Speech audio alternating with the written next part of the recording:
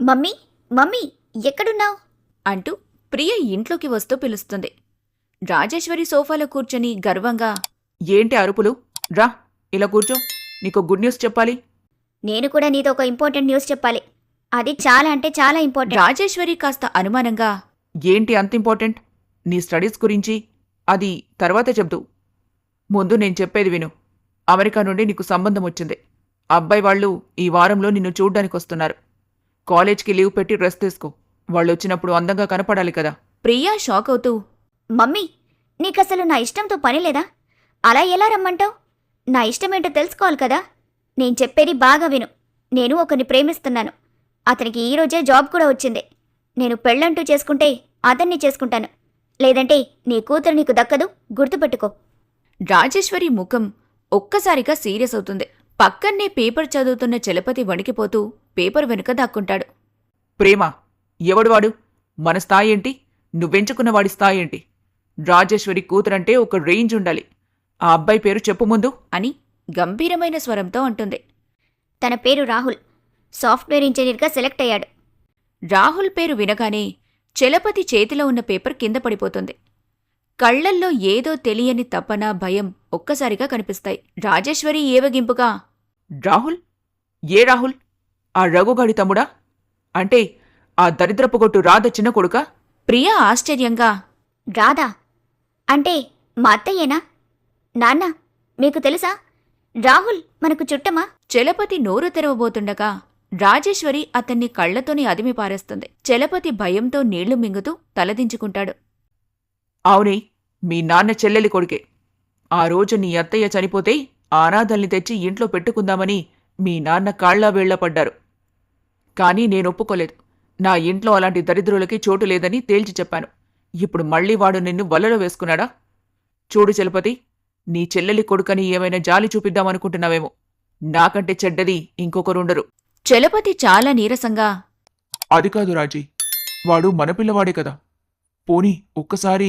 రాజేశ్వరి గట్టిగా కేక వేస్తూ, నోర్మూయండి. మీ చెల్లెలు వెళ్ళిపోతూ 2 భిక్షగాళ్లను వదిలి వెళ్ళింది. వాళ్ళని మన ఇంటి అల్లుణ్ణి చేయాలా? ఇంకో మాట మాట్లాడితే మీరు కూడా ఇంట్లో నుండి వెళ్ళిపోతారు. చలపతి భయంతో వణికిపోతూ మళ్లీ మూలన కూర్చుంటాడు. ప్రియకి తన తండ్రి నిస్సహాయత చూసి ఏడుపొస్తుంది. నాన్న కనీసం మీ సొంత రక్తం కోసం కూడా మీరు మాట్లాడలేరా? ఆ రోజు ఆ పిల్లల్ని అనాథలుగా వదిలేశారు. ఈరోజు మీ కూతురి ప్రేమని కూడా చంపేస్తారా? అంటే ఈ ఇంట్లో నాకంటే మీకు ఆస్తి అంతస్తులే ముఖ్యం కదా మమ్మీ అంటూ బరువెక్కిన గుండెతో ప్రియ ఏడుస్తూ తన గదిలోకి వెళ్లి తలుపు వేసుకుంటుంది. రాజేశ్వరి కోపంతో ఊగిపోతూ సోఫాలో చెతికిలబడింది. చలపతి ఇంకా ఆ మూలనే నిలబడి తన చెల్లెలు రాధను మనసులో తలుచుకుంటూ కన్నీళ్లు పెట్టుకుంటాడు. రాజేశ్వరి చలపతి వైపు తీక్షణంగా చూస్తూ, ఏవండి, విన్నారుగా మీ కూతురు మాటలు? ఆ దరిద్రపు గొట్టు రక్తం మళ్లీ మన ఇంట్లోకి రావాలని చూస్తోంది. ఆ రోజే ఆ రాధ పిల్లల్ని అనాథాశ్రమంలోనూ ఎక్కడో పడేయమని చెప్పాను. ఇప్పుడు చూసారా, వాడు సాఫ్ట్వేర్ ఇంజనీర్ అయి నా కూతుర్నే లైన్లో పెట్టాడు. రాజీ, వాడు పారాయివాడు కాదు కదా, నా మేనల్లుడు. రాధ చనిపోయేటప్పుడు వాళ్ళిద్దరినీ నీ చేతుల్లో పెట్టుకోమని ఎంత ఏడ్చానో నీకు తెలుసు. అప్పుడు నువ్వు వినలేదు. కనీసం ఎప్పుడైనా వాడు సొంతంగా ఎదిగి మన దగ్గరికొస్తుంటే. ఆ మాటలు విన్న రాజేశ్వరి లేచి నిలబడి, చాలు ఆపండి. వాడెదిగితే నాకేంటి? వాడు కోట్లు సంపాదించినా వాడు నా దృష్టిలో ఆ రాధ కొడుకే. ఆ అమెరికా సంబంధం వాళ్ళు లక్షల్లో జీతం, కోట్లలో ఆస్తి ఉన్నవాళ్లు. వాళ్ల ముందు ఈ రాహుల్ ఎంత? రేపొద్దున్నే ఆ రాహుల్ గాడికి ఫోన్ చేసి వార్నింగ్ ఇవ్వండి. నా కూతురు జోలికొస్తే పాత గొడవలు గుర్తొస్తాయని చెప్పు. ప్రియ గదిలో తలుపు వేసుకుని మంచం మీద పడి ఏడుస్తుంది. కాసేపటికి తన ఫోన్ మోగింది. అది రాహుల్. తన కన్నీళ్లు తుడుచుకుని ఫోన్ ఎత్తింది. ప్రియ వణుకుతున్న గొంతుతో, హలో రాహుల్. ప్రియా, ఏమైంది? వాయిస్ అలా ఉంది? మీ ఇంట్లో చెప్పావా? మీ మమ్మీ ఏమన్నారు? జాబ్ వచ్చిందని చెబితే హ్యాపీగా ఫీల్ అయ్యారా? ప్రియ దుఃఖమాపుకుంటూ, రాహుల్, మమ్మీకంతా తెలిసిపోయింది. మీ అమ్మ మా నాన్న తోడబుట్టిన వాళ్ళంట. నీ పేరు చెప్పగానే గుర్తుపట్టింది. కానీ తను సంతోషపడలేదు సరికదా. అత్తయ్య గురించి మీ గురించి చాలా నీచంగా మాట్లాడింది. నువ్వు అనాథవని, భిక్షగాడివని అవమానించింది రాహుల్. నాకు చాలా భయంగా ఉంది. మా అమ్మ మన పెళ్లికి ఒప్పుకోలేదు. నాకు వేరే సంబంధం చూసింది. వాళ్ళు నన్ను చూడ్డానికి వస్తారంట. ఏం చేయాలో అర్థం కావటం లేదు. నువ్వేం టెన్షన్ పడకు. నేను మా వదినతో మాట్లాడి ఏదో ఒకటి చేసి మన పెళ్లి జరిగేలా చేస్తాను. నువ్వైతే దిగులు పెట్టుకోకు, త్వరలో మన పెళ్లి జరగడం తథ్యం. అంత ఖచ్చితంగా ఎలా చెప్తున్నావు? మా అమ్మ చాలా మొండిది. ఎవరు చెప్పినా వినదు. మరెలా ఒప్పుకుంటుంది? నీకు మా వదిన గురించి తెలీదు. తను మాటలతో తిమ్మిని బొమ్మి చేసేస్తుంది. తన తెలివి ముందు మీ అమ్మ ఒప్పుకోక తప్పదు. నాకు ఆ నమ్మకం ఉంది. You don't worry. Okay Rahul, నీ నమ్మకం చూస్తుంటే నాకు నమ్మకం కలుగుతుంది. సరే, టేక్ కేర్ ప్రియా. అని ఫోన్ కట్ చేశాడు రాహుల్. రఘు గదిలో ఆవేశంగా అటూ ఇటూ తిరుగుతున్నాడు. రాహుల్ తలదించుకొని నిలబడి ఉన్నాడు.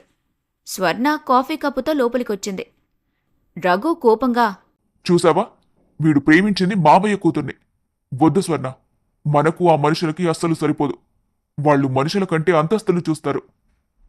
మన అమ్మ చనిపోయినప్పుడు మనం అనాథల్లా వాళ్ళ గుమ్మం ముందు నిలబడితే దరిద్రులొచ్చారు లోపలికి రానివ్వకండని మోహం మీద తలుపులు వేసిన మనుషులు వాళ్ళు.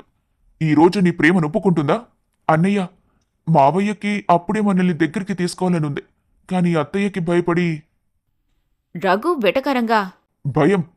పెళ్ళాంకి భయపడి తోడబుట్టిన దాని పిల్లల్ని రోడ్డున పడేస్తారా? అలాంటి పిరికివాణ్ణి నేను మామ అని పిలవలేను. వాళ్ళ కూతురు మన ఇంటికి కోడలిగా రావటం నాకిష్టం లేదు. మనకి లేని చుట్టాలు ఇప్పుడు అక్కర్లేదు. స్వర్ణ మెల్లగా కాఫీ కప్పు టేబుల్ మీద పెట్టి, ఏవండి, ఒక్క నిమిషం నా మాట వింటారా? మీరు చూస్తుంది గతాన్ని, నేను చూస్తుంది రాహుల్ భవిష్యత్తుని. భవిష్యత్ అంటే అవమానించిన వాళ్ళ కాళ్ల దగ్గరకు వెళ్ళడమా స్వర్ణ? కాదు, మనల్ని అవమానించిన వాళ్లే మన ఎదుగుదల చూసి తలదించుకునేలా చేయటం. ఆ రోజు మీ రాజేశ్వరి అత్తయ్య మిమ్మల్ని దరిద్రులు అని తలుపులు వేసింది. ఈరోజు అదే రాజేశ్వరి అత్తయ్య తన కూతుర్నివ్వమని మనల్ని అడిగేలా చేయటమే అసలైన విజయం. మీరు వెళ్ళకపోతే అది మీ భయం అనుకుంటారు. కానీ మీరు వెళ్ళి నిలబడితే అది మీ సంస్కారం అవుతుంది. అవునన్నయ్య, ప్రియ కూడా వాళ్ళమ్మ పద్ధతికి చాలా బాధపడుతుంది. తను కూడా మనలాగే ఒంటరిగా పోరాడుతోంది. చూడండి, మీ అమ్మ ఆత్మ శాంతించాలన్నా, ఈ ఇద్దరు పిల్లలు ఒక్కటవ్వాలన్నా మీరు పెద్దన్నగా అడుగు ముందుకు వేయాలి. ఆ రోజు మీ మావయ్య భార్యకి భయపడి తలుపులు వేసుండొచ్చు.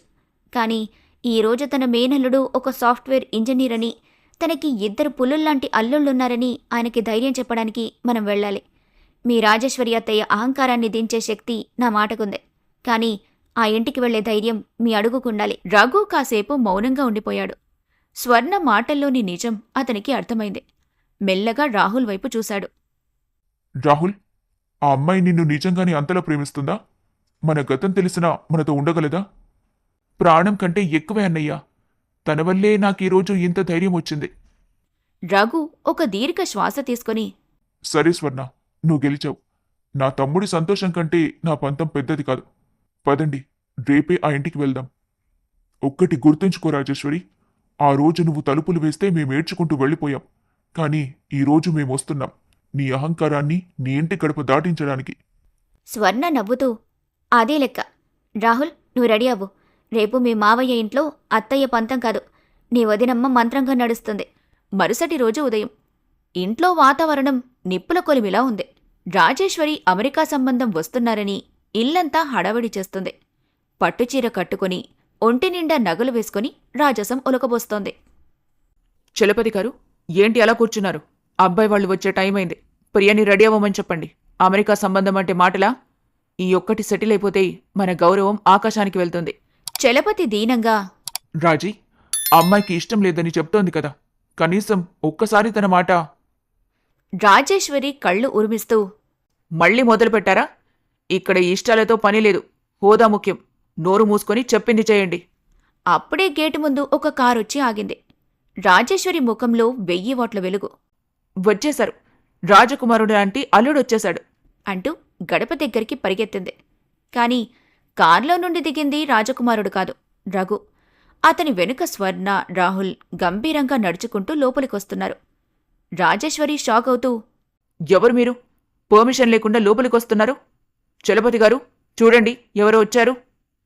చలపతి వాళ్లని చూడగానే కళ్లల్లో మెరుపు మెరిసింది.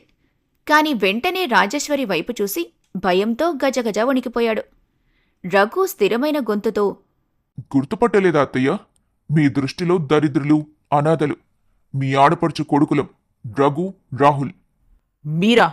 ఎంత ధైర్యం ఉంటే నా ఇంట్లో అడుగు పెడతారు? సెక్యూరిటీని పిలవమంటారా? చలపతి గారు, బయటికి పంపించండి వీళ్ళని. ఆగండి పిన్ని గారు, పిలవండి. సెక్యూరిటీని కాదు, మీ చుట్టుపక్కల వాళ్ళని పిలవండి.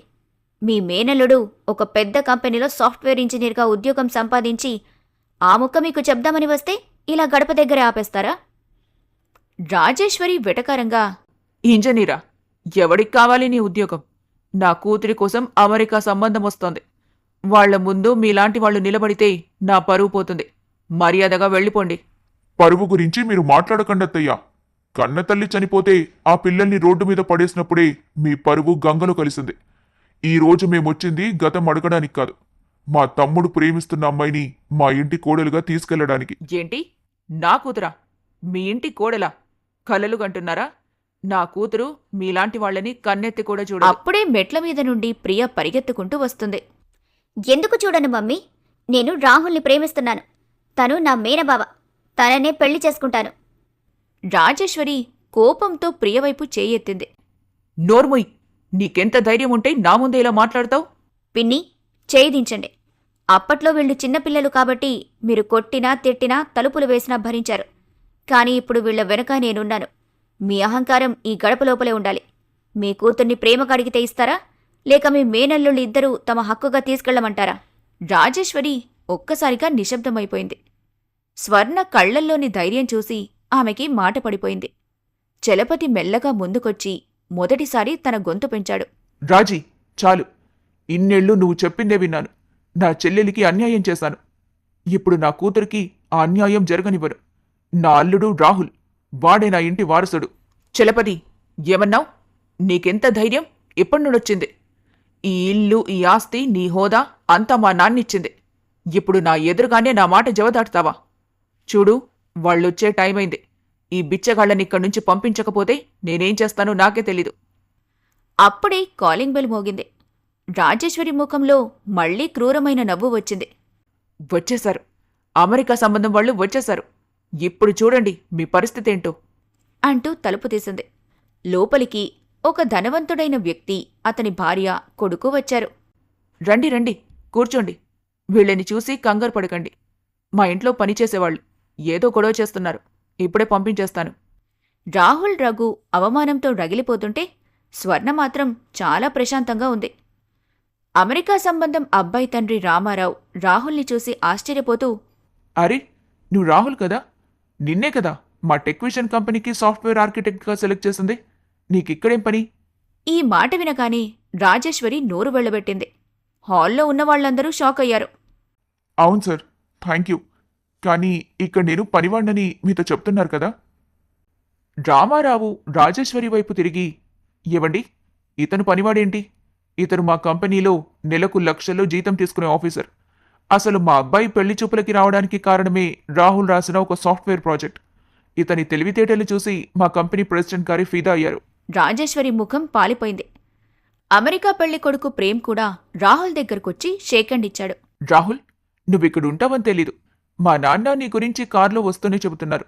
ఇంతకీ ఇక్కడేం జరుగుతోంది? స్వర్ణ ముందుకొచ్చి, ఏం లేదు బాబు, రాజేశ్వరి గారికి హోదా అంటే చాలా ఇష్టం. అందుకే తన మేనల్లుడు అంత పెద్ద కంపెనీలో ఆఫీసర్ అయినా కూడా ఇంకా తక్కువ చేసి చూస్తున్నారు. పాపం, తన మేనల్లుడిని గుర్తించలేక ఎవరో అమెరికా అబ్బాయి కోసం ఎదురు చూస్తున్నారు. అలాగేం లేదమ్మా. మాకు రాహుల్ టాలెంట్ తెలుసు. అయినా రాహుల్ లాంటి అబ్బాయి మేనల్లుడుగా ఉండటం ఈ కుటుంబానికే గర్వకారణం. రాజేశ్వరి గారు, మా అబ్బాయికి సంబంధం వద్దు. ఎందుకంటే ప్రియా మనసులో రాహుల్ ఉన్నాడని మాకు అర్థమైంది. అంతకంటే మంచి సంబంధం మీకు దొరకదు. వాళ్లలా చెప్పి అక్కడ్నుంచి వెళ్ళిపోతారు. హాల్లో పిన్ డ్రాప్ సైలెన్స్. రాజేశ్వరి అహంకారం నిలువునా నీరైపోయింది. స్వర్ణ మెల్లగా రాజేశ్వరి దగ్గరికి వెళ్ళి, పిన్ని, చూసారా? మీరు దేన్నైతే హోదా అనుకున్నారో అదే హోదా ఈరోజు మీ కాళ్ల దగ్గరకొచ్చి నిలబడింది. మీరు తలుపులు వేసినా దేవుడు రాహుల్కి వేరే దారి చూపించాడు. ఇప్పటికైనా మీ పంతం వదిలేయండి. మీ మేనల్లుడు రాహుల్కి మీ ఆస్తక్కర్లేదు. వాళ్లు కోరుకుంటుంది ఒక్కటే, చనిపోయిన వాళ్లమ్మకి దక్కని గౌరవం ఈరోజు ఈ ఇద్దరు పిల్లల పెళ్లితో దక్కాలి. చలపతి ధైర్యంగా రాజేశ్వరి భుజం మీద చెయ్యి వేసి, రాజీ, కళ్ళు తెరువు. నా చెల్లెలు పోతూ పోతూ మనకి ఇద్దరు రత్నాల్లాంటి కొడుకుల్నిచ్చింది. ఇకనైనా ఆ కోపాన్ని వదిలే. రాజేశ్వరి కళ్లల్లో నీళ్లు తిరిగాయి. తను చేసిన తప్పు తనకర్థమైంది. మెల్లగా రఘు రాహుల్ దగ్గరకొచ్చింది. నన్ను క్షమించండిరా. ఆస్తి అంతస్తుల మత్తులో కన్న ప్రేమను మర్చిపోయాను. ఈరోజు మీ వదిన కళ్ళు తెరిపించింది. రాహుల్, ప్రియని నీకే ఇచ్చి పెళ్లి చేస్తాను. ప్రియ పరిగెత్తుకుంటూ వచ్చి రాహుల్ చేయి పట్టుకుంది. రఘు కళ్లల్లో ఆనంద బాష్పాలు. స్వర్ణ తనలో తానే నవ్వుకుంది. నా మరిది కళ్లల్లో ఈ నవ్వు చూడటానికే కదా ఇన్ని కష్టాలు పడింది. ఇప్పటికీ అత్తయ్య ఆత్మ శాంతిస్తుంది. స్వర్ణ చెప్పినట్టుగానే ప్రేమానురాగాల ముందు అహంకారం ఎప్పుడూ ఓడిపోతుంది.